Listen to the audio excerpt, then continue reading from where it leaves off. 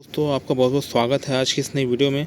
आज हम देखेंगे जो भी शासकीय कर्मचारी हैं उनकी अग्रिम वेतन वृद्धि का जुगाड़ कैसे हो सकता है ना, उनकी अग्रिम वेतन वृद्धि कैसे हो सकती है, एडवांस इंक्रीमेंट है ना। तो इसके बारे में आज हम क्या करेंगे, पढ़ने की कोशिश करेंगे। जो भी शासकीय कर्मचारी अगर विभाग में एंट्री लेता है, कोई भी विभाग रहे, कोई भी डिपार्टमेंट रहे, तो उसके पास बहुत सारे एक अपॉर्चुनिटीज़ रहती है कि वह अपने मतलब सैलरी में क्या कर सके, ग्रोथ कर सके ना। वो अग्रिम वेतन वृद्धि के थ्रू हो सकती है। पहली बात देखते हैं यहाँ पे परिभाषा एवं प्रावधान क्या में दिया गया है भाई। यहाँ पे देखिए मूलभूत नियम 27 है ना। मूलभूत नियम 27 में क्या दिया गया है, एक महत्वपूर्ण नियम है जिससे आपकी अग्रिम वेतन वृद्धि हो सकती है। देखिए यहाँ पे मूलभूत नियम 27 में क्या प्रावधान दिया गया है। मूलभूत नियम 27 के प्रावधानों के अंतर्गत राज्य शासन द्वारा जारी सामान्य या विशेष आदेशों के अधीन एक शासकीय सेवक, एक गवर्नमेंट सर्वेंट जो रहता है ना, इसमें अधिकारी कर्मचारी दोनों शामिल है ना, को वेतन के समय मान में है ना, वेतन के समय मान में समय पूर्व, जैसे मान लीजिए आपका साल दर साल वेतन लगता है, किसी का जनवरी में इंक्रीमेंट लगता है या जुलाई में लगता है ना, तो उसको छोड़ करके यहाँ पे है ना, उसको छोड़ करके है ना, समय पूर्व है ना अग्रिम वेतन वृद्धि नियुक्ति अधिकारी द्वारा स्वीकृत किया जा सकता है ना। मतलब स्वीकृत कर, पर कब कर सकते हैं भाई, है ना, नियुक्ति अधिकारी या फिर है ना जो अपॉइंटमेंट अथॉरिटी या फिर वो कर सकता है, पर कब कर सकता है उसके विवेक के अधीन तो है, पर उसके पास भी कुछ प्रूफ डॉक्यूमेंट होने चाहिए, कुछ वैलिड डॉक्यूमेंट होने चाहिए जिसके आधार पर वह अपने अधीनस्थ जो संबंधित शासकीय अधिकारी या कर्मचारी हैं उनको अग्रिम वेतन वृद्धि दे सकता है ना। तो कंडीशन क्या क्या है भाई, यहाँ पे एलिजिबिलिटी क्या क्या है, कब कब आपको अग्रिम वेतन वृद्धि मिल सकती है, कब कब आप अपना सैलरी पेमेंट बढ़ा सकते हैं, है ना, जनवरी और जुलाई में जो वार्षिक वेतन वृद्धि लगती है उसको छोड़कर। तो सबसे पहले इसमें आता है उच्च शिक्षा, है ना, हायर एजुकेशन। अब देखिए यहाँ पे आप अपनी ग्रोथ बढ़ा सकते हैं। जैसे आप अभियंता है ना, आप इंजीनियर की पोस्ट में है ना, शासकीय विभाग में, या फिर चिकित्सक डॉक्टर के पद में है ना, तो आपको पीजी के लिए क्या करती है गवर्नमेंट, यहाँ पे अध्ययन अवकाश वगैरह प्रोवाइड करती है। और अगर आप उस अध्ययन अवकाश का जो कि मतलब 12 माह 24 माह रहता है, और पीएचडी के कुछ मतलब विशेष शर्तों में 36 माह तक भी जाता है ना। तो देखिए यहाँ पे पोस्ट ग्रेजुएशन अगर आप पीजी करते हैं, 2 साल का जनरली अगर पीजी होता है, तो उसमें अगर पीजी कर लेते हैं आप, है ना, तो आपको क्या मिल जाएगी, यहाँ पे 2 अग्रिम वेतन वृद्धि मिल जाएगी। कोई दिक्कत वाली बात नहीं है, आपकी वेतन 2 अग्रिम वेतन वृद्धि आपको तुरंत ही मिल जाएगी। मतलब आपका वेतन मैट्रिक्स लेवल जो है, जो 7 वेतन हिसाब से वेतन मैट्रिक लेवल है, वो 2 लेवल आगे बढ़ जाएगा। पहली बात तो ये। दूसरी बात, अगर अन्य कोई शासकीय कर्मचारी यदि किसी पर्टिकुलर सब्जेक्ट में पीएचडी कर लेते हैं या अन्वेषणात्मक उपाधि ले लेते हैं, तो उनको भी 2 अग्रिम वेतन वृद्धि की पात्रता रहेगी, है ना।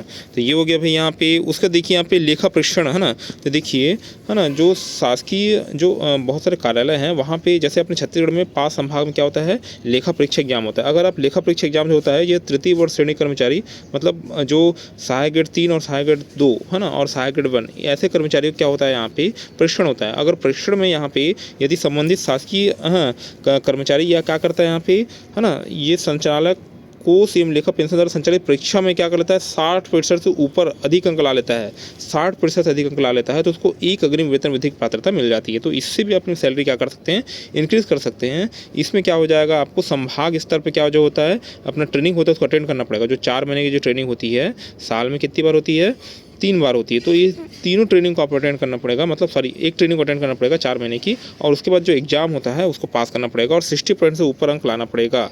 इसके बाद ही आप क्या कर सकते हैं, यहाँ पे एसएस एग्जाम दे सकते हैं। ये एसएस एग्जाम क्या होता है, इसके बारे में हम आगे परिचर्चा करेंगे, है ना। अब देखिए यहाँ पे खेल प्रतियोगिता है। यहाँ पे तो अखिल भारतीय सिविल सेवा प्रतियोगिताओं में स्वर्ण पदक, है ना, स्वर्ण पदक मतलब यह हो जाएगा यहाँ पे गोल्ड मेडल या प्रथम स्थान प्राप्त करने पर, है ना। जैसे आपने कहा कि यहाँ पे बहुत सारी खेल प्रतियोगिता में क्या पार्टिसिपेट किया, आप गवर्नमेंट एम्प्लॉई हैं, है ना, तो आपने स्वर्ण पदक प्राप्त किया भाई यहाँ पे ना। तो अंतर्राष्ट्रीय प्रतियोगिता में शामिल होने खिलाड़ियों को मिलेगा। ऐसे नहीं कि आप यहाँ पे, है ना, मतलब स्टेट के कुछ प्रतियोगिता शामिल होगा और आपको गोल्ड मेडल लाए और आपको इंक्रीमेंट मिल जाएगा। आपको अंतर्राष्ट्रीय स्तर की प्रतियोगिता में क्या लाना पड़ेगा, गोल्ड मेडल लाना पड़ेगा, है ना। तो यहाँ देखिए यहाँ पे आपको क्या मिल जाएगा, यहाँ पे है ना, 1 वेतन वृद्धि मिल जाएगी, है ना। तो इसमें क्या बोल रहा है, सीमा क्या बोल रहा है यहाँ पे, अगर आप गोल्ड मेडल लाते जा रहे, इसमें ये नहीं कि आपको 10-15 वेतन वृद्धि दे दी जाएगी, इसकी लिमिट कर देगी, 5 वेतन वृद्धि सीमा के दिन ही यहाँ पे दी जाएगी, है ना।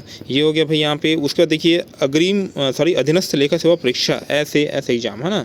एसएएस एग्जाम यहाँ पे पिछले 2016 में हुआ था, अब आगे 2026 से 27 होने की संभावना यहाँ पे दिख रही है ना।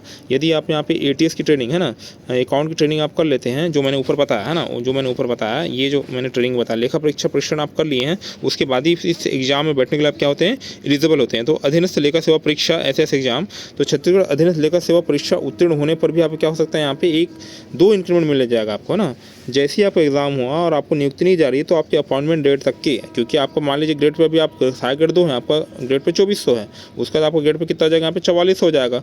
4400 तो होगा, पर यहाँ पे अभी आपकी नियुक्ति हुई नहीं है, नियुक्ति होगा उसके बाद तो 4400 होगा भाई। पर आपकी नियुक्ति डेट तक के क्या होगा, आपको नियुक्ति डेट तक के आपको 2 अग्रिम वेतन वृद्धि दी जाएगी। आपको एक उपहार के तौर पर आपको क्या दी जाएगी, 2 वेतन वृद्धियाँ दी जाएगी। उसका 4400 बात अलग है, बाद में जब आपकी नियुक्ति होगी तब की बात अलग है, पर आपको वहाँ तक जाते तक के, है ना, उस समय अवधि तक यहाँ पे क्या दी जाएगी, यहाँ पे 2 अग्रिम वेतन वृद्धियाँ दी जाएगी, है ना। अब नोट क्या पड़ रहा है यहाँ पे, यह वेतन वृद्धि अधीन से लेखा सेवा में स्थायी नियुक्ति पर वेतन निर्धारण गणना में शामिल नहीं होगी। सीधी सी बात है, यहाँ पे ये जो 2 अग्रिम वेतन वृद्धियाँ दी जा रही है यहाँ पे उस समय भी काटने के लिए दी जा रही है आपको बीच में, है ना, वो आपको फायदा है, वो आपको उपहार है। पर यहाँ पे जब पे गणना की जाएगी 4400 ग्रेड पे आपकी, तो उसमें क्या हो जाएगा, यहाँ पे इस 2 अग्रिम वेतन वृद्धि दी गई उसको शामिल नहीं किया जाएगा, है ना।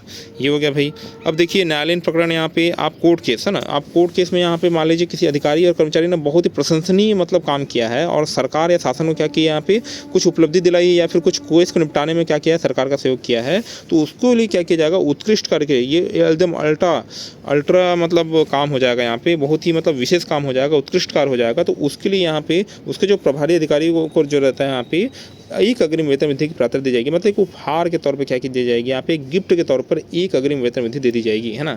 तो समरी क्या बनता है भाई इसके, यहाँ पे क्या समझ में आ रहा है अपने को, है ना। अपने देखा यहाँ पे सबसे पहले पीएचडी यहाँ पे करोगे, पीजी पीएचडी तो 2 वेतन वृद्धि मिल जाएगी यहाँ पे। और वैसे हमने एसएस एग्जाम में देखा ना, एसएस एग्जाम में देखा तो उसमें क्या हो जाएगा, 2 वेतन वृद्धि, मतलब पीएचडी भी करोगे, है ना, मतलब एग्जाम वाले में कितना दे रहे हैं यहाँ पे, 2 वेतन वृद्धि दे रहा है भाई, मतलब एजुकेशन संबंधित है तो एग्जाम वाले में 2 दे रहा है ना। और अकाउंट एग्जाम में 60% लाए तो ये अपना ट्रेनिंग है तो ट्रेनिंग है तो अपने कितना 1 वेतन वृद्धि।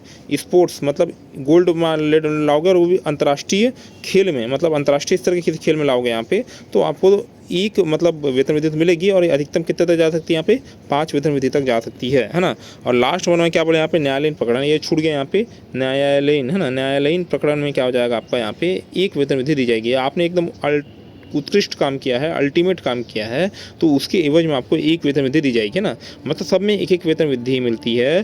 गोल्ड मेडलिस्ट को 5 अधिकतम 5 तक मिल सकती है। अगर वो हर साल खेलने जा रहा है, मतलब 5 साल तक खेलने गया तो 5 साल तक उसको 1 वेतन वृद्धि मिलती जाएगी, है ना, हर बार गोल्ड मेडल ला रहा है। और 6वें साल से अगर गोल्ड मेडल वो ला भी रहा है तो उसको वेतन वृद्धि नहीं दी जाएगी, क्योंकि इसकी लिमिट कितनी है, 5 है ना, मतलब 5 तक की अधिकतम, है ना। उसके बाद मैंने बोला एकदम हायर एजुकेशन ले रहे हो आप, पीएचडी बन रहे हो, पीएचडी मतलब कर रहे हो तो उसमें 2 वेतन वृद्धि मिल जाएगी आपको।